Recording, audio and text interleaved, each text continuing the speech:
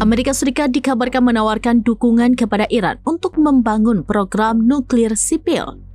Tawaran ini datang melalui rencana investasi dari negara-negara sekutu Amerika Serikat di kawasan Teluk Persia.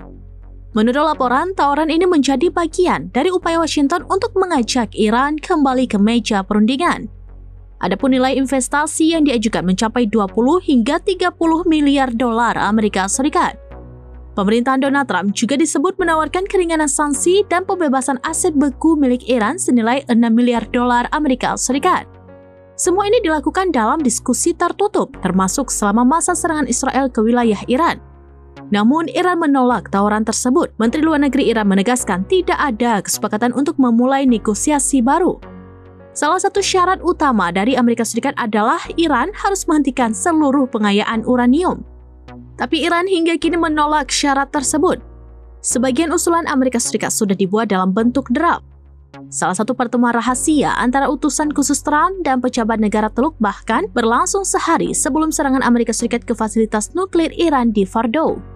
Amerika Serikat menyatakan tidak akan membiayai langsung program ini, tapi mendorong negara-negara Teluk untuk menanggung biayanya.